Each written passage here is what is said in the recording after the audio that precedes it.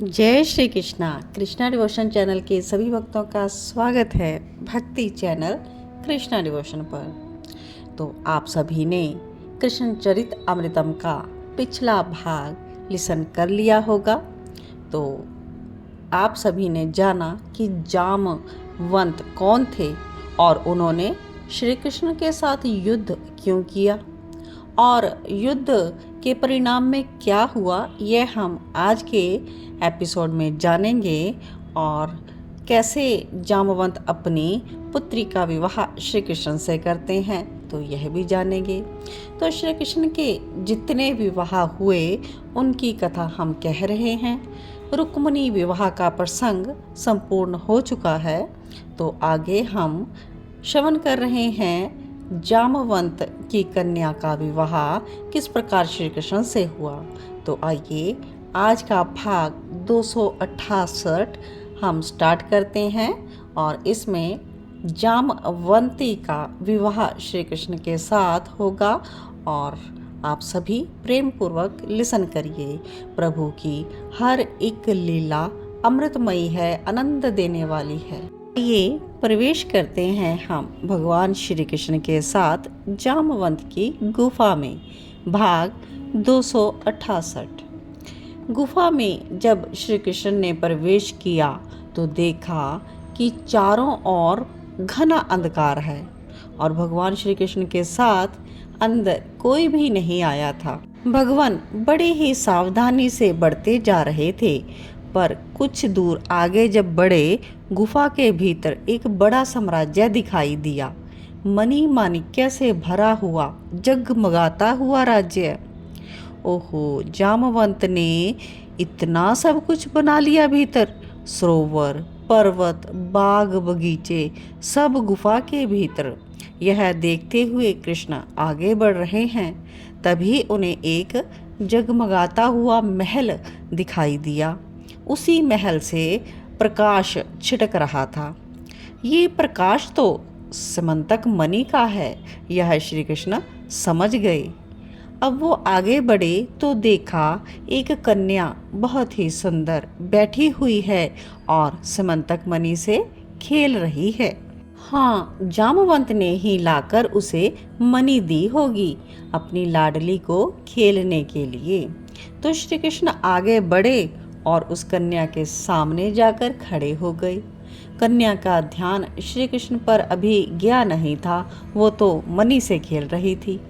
कुछ देर खड़े रहे श्री कृष्ण, फिर आगे बढ़कर बोले, मणि मुझे दे दो। कन्या ने देखा श्री कृष्ण को तो वह एकाएक मानव को अपने राज्य में देखकर भयभीत हो गई और चिल्लाई। दास दासियां बहुत थे वहां, सब दौड़े आए अपनी राजकुमारी की पुकार पर। श्री कृष्ण अभी भी उस कन्या से मणि ही मांग रहे थे। चिल्लाती क्यों हो, यह मणि ही तो मांग रहा हूँ, श्री कृष्ण कहते हैं। तभी पीछे से जामवंत आया और श्री कृष्ण को अपनी ओर घुमाकर वक्ष पर एक मुष्टिक का प्रहार किया। ये वही प्रहार था जो एक बार त्रेता युग में लंकापति रावण के ऊपर किया था, पर वो सहन कहाँ कर सका था, मूर्छित हो गया था और सारथी ले गया था अपने साथ। और यहाँ जामवंत को यह बात सोचनी चाहिए थी कि मुष्टिक के प्रहार से तनिक भी विचलित नहीं हुए ये तो कोई साधारण नहीं है। लेकिन क्रोध में व्यक्ति का विवेक समाप्त हो जाता है, तो यहाँ यही हुआ था। श्री कृष्ण मुस्कुराते रहे। जामवंत ने फिर प्रहार किया दूसरी बार। हाँ, इस बार श्री कृष्ण थोड़ा लड़खड़ाए, पर संभल कर श्री कृष्ण ने प्रहार किया तो दूर जाकर गिरा जामवंत। वो फिर उठा और अपनी गदा लेकर दौड़ा श्री कृष्ण के ऊपर, पर श्री कृष्ण वहां से हट गए थे। गदा का प्रहार व्यर्थ चला गया।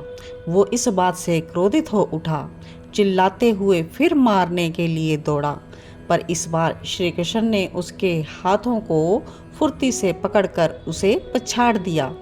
इतनी जल्दी कहाँ हार मानता वो। ये युद्ध चलता रहा। एक दिन नहीं, 2 दिन नहीं, 28 दिन तक ये युद्ध चला। जामवंत अब टूट गया था, उसकी हड्डियां भी अब बोलने लगी। थक गया वो, पर ये अब उसका अंतिम वार था। मुष्टिक मारी थी उन कमल नयन के वक्षस्थल में, पर इस बार मुष्टिक मारकर वो दूर जाकर गिरा। श्री कृष्ण के वक्षस्थल की पीताम्बरी हट गई। ओहो मेरे आराध्या! जामवंत के नेत्र सजल हो उठे। मेरे रघुनाथ जी! वो साष्टांग गिर गया चरणों में श्री कृष्ण पर। मैं अपराधी हूँ, मैं पापी हूँ, अपने ही आराध्या से लड़ने लग गया। तो श्री कृष्ण मुस्कुराए, बस मुस्कुराए। नहीं नाथ नहीं, मेरे श्री रघुनाथ जी की छवि में ही मुझे दर्शन दीजिए ना। जामवंत विनती करने लगा। तभी देखते ही देखते लोकाभिराम श्री राम का स्वरूप श्री कृष्ण में दिखाई देने लगा। जामवंत आनंदित हो उठा। पर नाथ, युद्ध क्यों? अपने भक्त से भगवान युद्ध क्यों करे? हे जामवंत, स्मरण करो, राम राज्य अभिषेक के अवसर पर तुमने मुझसे वरदान मांगा था युद्ध का, इसलिए मुझे तुम्हारी इस अभिलाषा को पूरी करना पड़ा। जामवंत गदगद हो गया। नयन उसके तृप्त नहीं हो रहे अपने आराध्या के दर्शन करते हुए। लेकिन तभी पीछे से आवाज लगा रही है जामवंत की पुत्री, और खड़ी हो गई और भवन सुंदर को निहार रही है। ये मेरी पुत्री है, जामवंती इसका नाम है। अब इसका हाथ आप ही संभालो।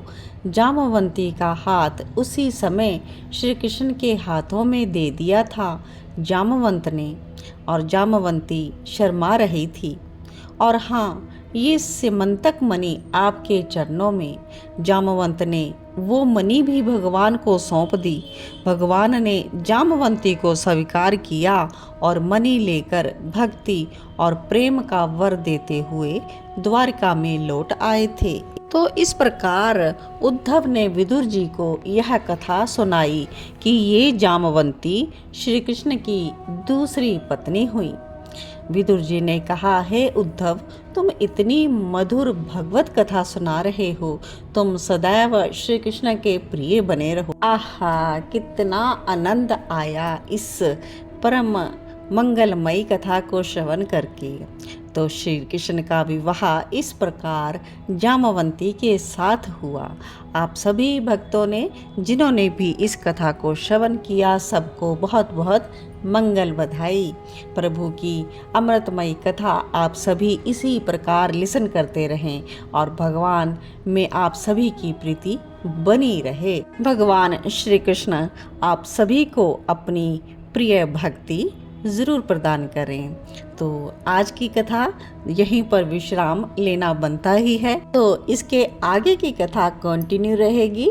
भगवान श्री कृष्ण का थर्ड विवाह किन के साथ हुआ, कैसे हुआ, किस परिस्थिति में हुआ, यह आप सभी ज़रूर जानिए, ज़रूर लिसन करिए।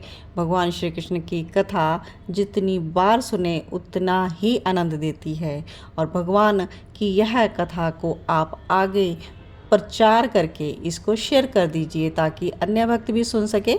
यह भगवान की भक्ति का ही अंग है कि जन जन तक आप कृष्ण का नाम सुनाएं, कृष्ण नाम का प्रचार करें, कृष्ण कथा का प्रचार करें। तो इन्हीं शब्दों के साथ आज का वीडियो यहीं पर होल्ड करते हैं। मिलते हैं अपने नेक्स्ट वीडियो में। जय जय श्री राधे।